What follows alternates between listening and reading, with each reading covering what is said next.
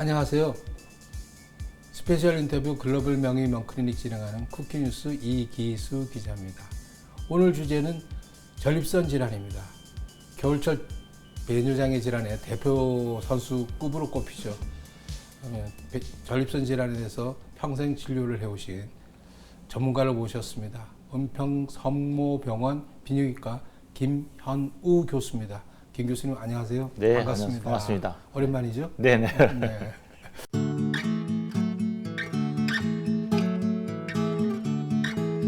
겨울철에 요즘 같은데 감기 환자도 많고 그러니까 네. 감기 환자도 많고 그래서 감기 약 잘못 먹고 소변을 제대로 보지 못해서 응급실에 실려오는 환자들이 있다고 그래요. 네, 전립선 비대증이죠. 대표적인 배뇨장애 질환, 남성의 대표적인 질환인데 이게 이제 제대로 관리를 잘 못하시면 갑자기 뭐 감기약을 드신다든가 그러면 소변이 갑자기 안 나오게 되거든요. 그렇게 돼서 응급실로 찾아오시는 분들이 겨울에 특히 많습니다. 그럼 오줌길이 막히는 건가요? 그렇죠.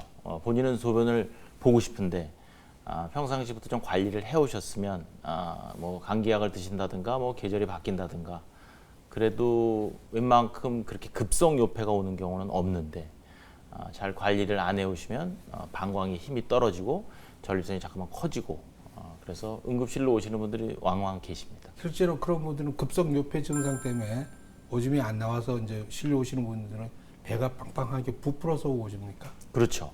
그래서 우리가 이제 보통 보면은 맥주 500cc, 저희가 이제 방광 크기가 한 500cc 정도 되거든요. 근데 이제 이 이상으로 소변이 계속 콩팥에서 만들어지니까 뭐 심지어는 막 막 이렇게 차게 되니까 배가 빵빵해지고 이 통증이 사실은 굉장히 심하거든요. 그만큼 전립선 관리를 꾸준히 잘 해오셔야 급성 요폐라든가 이런 상황에서 좀 벗어날 수가 있다고 말씀드릴 수 있습니다. 관리라는 거는 약을 먹어야 된다는 말씀이세요? 뭐 여러 가지가 있죠. 대표적으로 이제 전립선 비대증의 치료는 약물이 아주 대표적인 거고요. 심하신 분들은 이제 또 수술도 하셔야 되고. 그 3대 전립선 질환이라고 하죠. 전립선염, 전립선 비대증, 전립선암. 다 전립선 작은 밤톨만한 작은 조직에 생기는 질환들이라서 네. 배뇨장애 소변 보이는데 어려움을 일으키는 그런 증상도 비슷할 것 같아요. 각각 네, 차이가 좀 있습니까? 좀 차이는 있죠. 전립선염은 항하고 그 고환 사이 회음부라 그러죠. 거기에 이제 통증, 거기에 이제 불편감.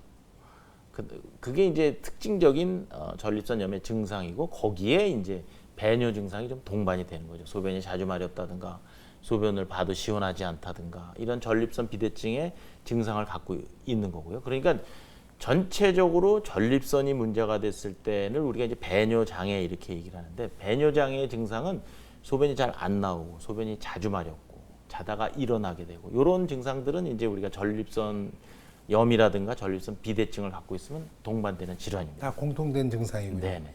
방광에 이상이 생겨도 이제 그런 비슷한 증상이 나타나긴 하죠. 그러나 이제 전립선 암은 사실은 증상이 전혀 없습니다. 그렇기 때문에 전립선 암은 그냥 예전에는 뭐 사실 잘 진단을 못했죠. 그래서 전립선 암은 증상이 없는 게 특징이다. 물론 전립선 암이 좀 많이 진행이 된다든가 말기로 된다든가 이런 뭐 통증이라든가 배뇨 증상이 동반될 수는 있는데 전립선암 초기에는 증상은 없다. 전립선 염증과 전립선 비대증은 배뇨 증상이 동반이 되고 전립선 염증은 특징적으로 통증이 동반될 수 있다. 이렇게 말씀드릴 수 있겠습니다. 실제로 그 전립선에 이상 병변이 생겨서 네. 조직에 이상이 생겨가지고 생기는 질환이라 그러면 전립선 비대증하고 전립선 암일 텐데요, 그죠? 네. 전립선 비대증은 말 그대로 전립선 조직이 이렇게 커지는 그렇죠. 거라면서요. 네네. 뭐 딱딱해지기도 한다 그래요? 이제 커지면서 딱딱해지는 거죠. 그래서 이제 전립선은 아까도 말씀드렸지만 이제 우리가 생殖기관이고 이게 이제 한 35살 정도 되면은 우리 몸 자체가 이제 슬슬 노화가 되기 시작합니다. 고등학교 때는 뭐 아주 싱싱하죠. 뭐 그냥 뭐 우리 뭐 땀 냄새도 많이 나고 굉장히 남성으로서 굉장히 호르몬이 왕성할 시기인데 이제 35세가 넘어가면서 이제 남성 호르몬이 차츰 줄기 시작하죠. 그래서 이제 우리가 그런 거를 남성 갱년기. 그래서 우리가 알기로는 여성 갱년기는 우리가 굉장히 귀에 익숙한데 남성 갱년기라는 단어는 우리가 사실은 귀에 익숙하지 않지만 우리 몸에도 남성들도 여자와 마찬가지로 호르몬의 변화가 옵니다. 그래서 남성 호르몬이 조금씩 줄어들면서 35세 이후로 전립선이 이제 살살 커지기 시작하는 거죠. 그래서 50살 우리가 이제 뭐 30살 된 사람한테 전립선 비대증이라는 진단을 붙이진 않습니다. 그래서 40대가 와가지고 아우 뭐 전립선 비대증인데요. 그럼 그거는 이제 잘못된 진단이죠. 그래서 적어도 50세가 넘는 분들에게 우리가 전립선 비대증이라는 진단을 붙이는데 이 전립선 비대증은 노화의 한 현상입니다. 그러니까 이게 어떤 질환이라고 얘기하기는 뭐하고 어느 정도로 많냐면 우리가 고혈압 주위에 굉장히 많잖아요. 당뇨 굉장히 많잖아요. 그거보다 더 많습니다.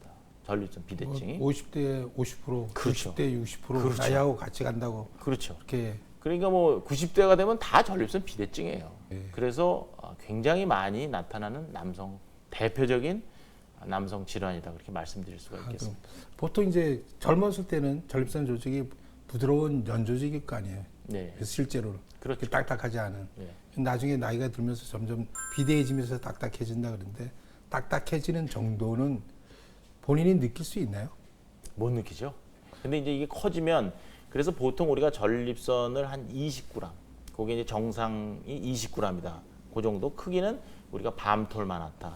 그렇게 대표적으로 그렇게 얘기를 하는데 전립선 비대증이 심하신 분들은 막 200g, 300g 그렇게 되시는 200g면 그 반건 소고기 반건 돼지고기 그러면 반건 뭐 아니, 이 주먹만큼인데요. 이런 걸 몸에 갖고 오. 그러니까 심하신 분들은 이제 그 정도로 큰 분들도 그럼 무게감을 느끼겠어요. 하여튼 뭐 소변을 못 보시죠 아주.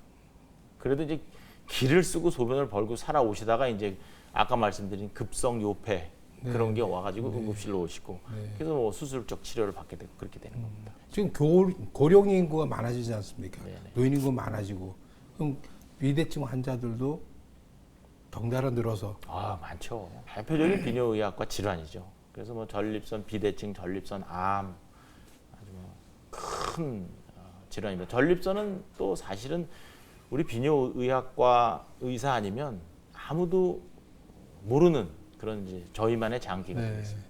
야간요 증상 때문에 제일 힘들다 그래요. 저도 뭐 겪어서 고생해서 비대증 약을 먹고 있습니다만 네. 잠을 설치하게 되고 그러지 않습니까? 네, 그리고 또 오줌 볼 때 시원하게 보지 못하고 그렇죠. 네.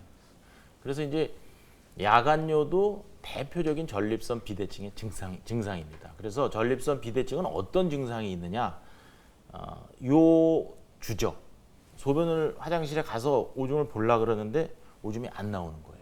옆에 사람들 한 두세 사람 소변 보고 갔는데 혼자서 이제 벽 잡고 이제 끙끙거리고 그게 이제 아주 대표적인 전립선이 커져서 나타나는 요주죠. 그다음에 양요.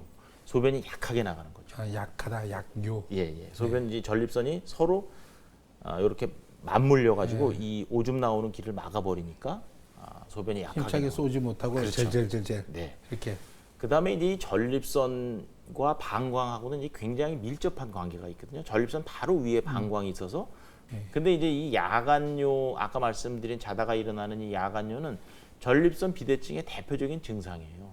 거기다가 이제 남성도 과민성 방광이 있거든요. 그러니까 방광 질환과 전립선 질환에 같이 나타나는. 그래서 사실은 실질적으로 야간요 때문에 힘들어하시는 분들 굉장히 많습니다. 그래서 이제 우리가 전립선 비대증의 증상이다. 요주죠, 양요, 빈요, 야간요 이 정도를 줄 수 있겠습니다. 그 오줌발이 약해서 오든 오줌을 너무 자주 화장실을 출입해서 그러든 하여간 그런 증상 때문에 병원에 왔다가 네, 검사를 받다 초음파 검사를 받든 뭐 피 검사를 받든 그렇게 해서 우연히 암을 발견하는 경우가 꽤 있겠네요. 대부분 그렇게 됩니다. 그게 이제 열의 아홉은 그렇죠. 열의 아홉은, 예. 그 다음에 이제 요즘은 또 건강을 이제 많이들 생각하시니까 그래서 건강 검진 중에 이제 전립 PSA라는 수치가 이제 3점 또는 4점보다 높으면 우리가 암을 의심을 하는데 그래서 그게 높아서 오시는 분들도 있죠. 근데 이를테면 PSA가 3.5다. 네. 그러면은 참 저희도 곤란한 게 3.5에도 암이 나오긴 하거든요. 그렇다고 이거를 검사를 안 할 수는 없고 PSA가 이를테면 20이다. 높으면 높을수록 암일 가능성이 굉장히 많아집니다. PSA가 100이다. 이런 건 뭐 거의 100% 암이에요. 그렇지만 PSA가 내가 6점이다. 그럼 내가 암일까? 실질적으로 6점일 때 뭐 암이 나올 수 있는 확률은 한 10%?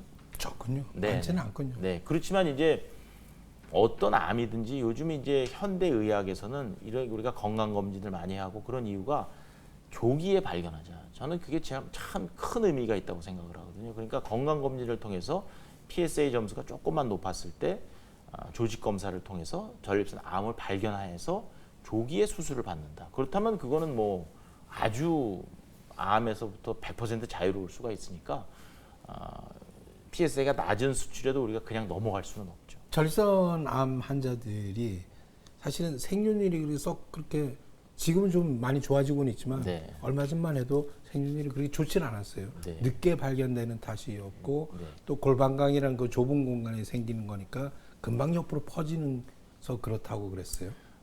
전립선 암이 이제 갑상선 암과 마찬가지로 비교적 예후가 이제 좋은 암인데 이게 이제 예전에는 전립선 아까도 말씀드렸지만 증상이 없으니까 전립선암을 발견할 수가 없었던 거예요. 그래서 뭐 소변을 잘 못 보는 것도 아니고 그래서 발견 한 20년 전만 해도 발견을 하면 사기, 뼈로 전이 되고 뭐 척추로 전이 되고 이런 그래서 굉장히 예후가 안 좋았죠.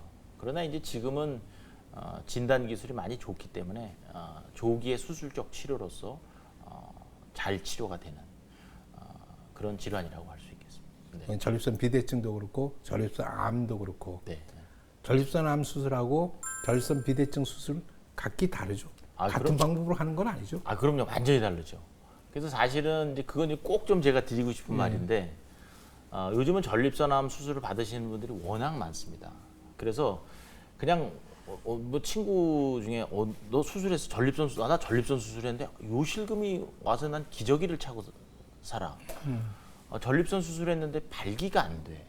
이제 그런 분들이 있어요. 그러면 이제 내가 소변이 잘 안 나오고 전립선 약을 꾸준히 복용을 했음에도 불구하고 소변이 잘 안 나오는데 막상 이제 환자분은 전립선 암을 수술 받으신 분들이죠. 전립선 비대증은 절대 그럴 일이 없습니다. 그래서 이제 요즘은 워낙에 전립선 암 수술 많이 하니까 그런 수술적 결과에 대해서 이렇게 혼돈을 가지신 분들이 많고 전립선 비대증 수술과 전립선 암 수술은 완전히 다른 수술이다. 그렇게 말씀드립니다. 요즘은 레이저로 이제 전립선 비대증 같은 경우는 레이저로 한다면서요? 그렇죠. 홀몸 레이저라 그러던가요? 네네네. 그래서 요즘은 뭐 제가 이제 특기입니다. 홀몸 레이저. 네. 그래서 이제 뭐 은평 성모병원에서 저희가 한 1,300개 정도. 어이구 많이 하셨어요. 네.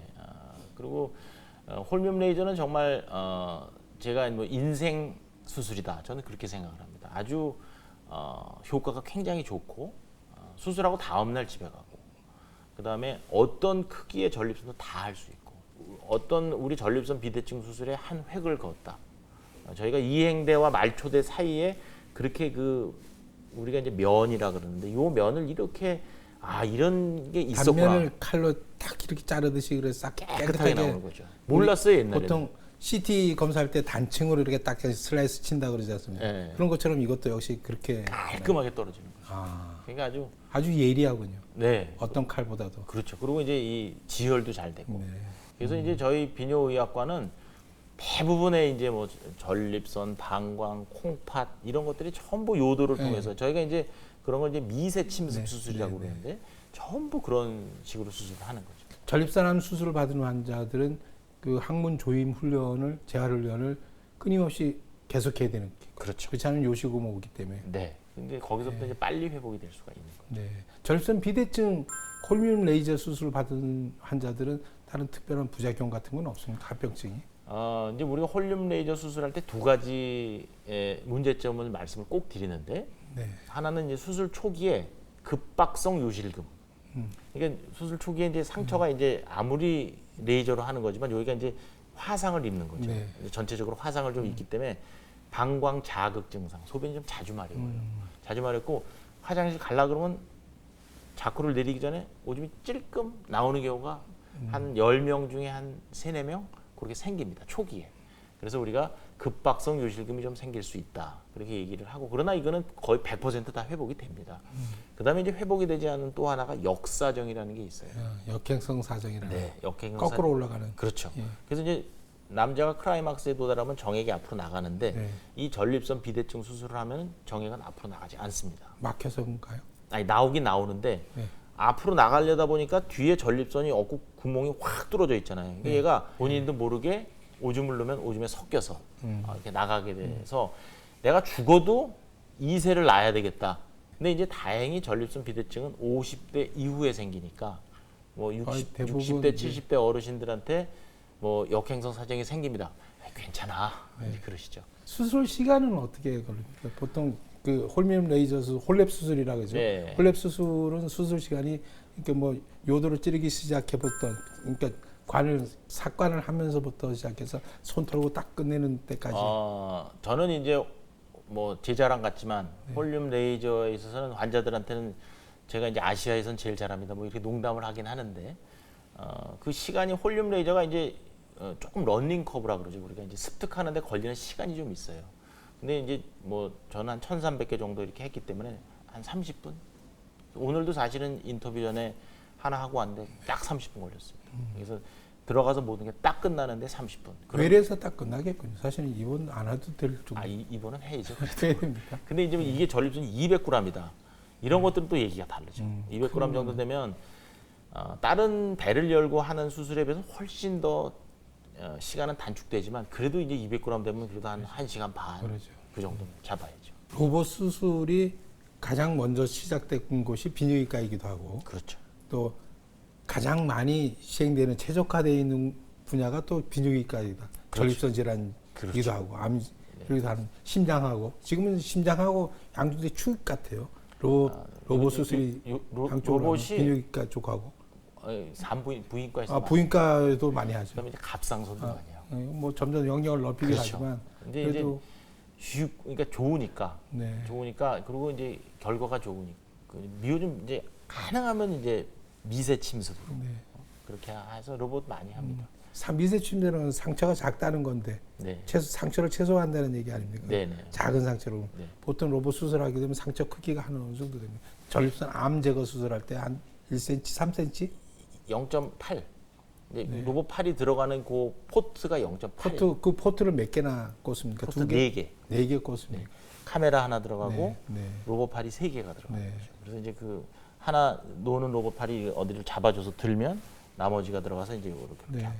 로봇 수술이 도입되면서 특히 비뇨기과 전립선 암 수술 같은 데는 되면서 우리 거의 혁명적인 변화가 일어났어요. 아, 그래서 그럼요. 뭐 7, 8시간 걸리던 수술이 2시간 내외로 막 대폭 줄고 네. 그러면 상처가 없어지고 근데 이제 전립선 암 자체가 네. 이제 이런 미세 침습 로봇 이런 데 아주 최적화돼 있어가지고 사실은 많이 고마운 술기죠. 사실. 네.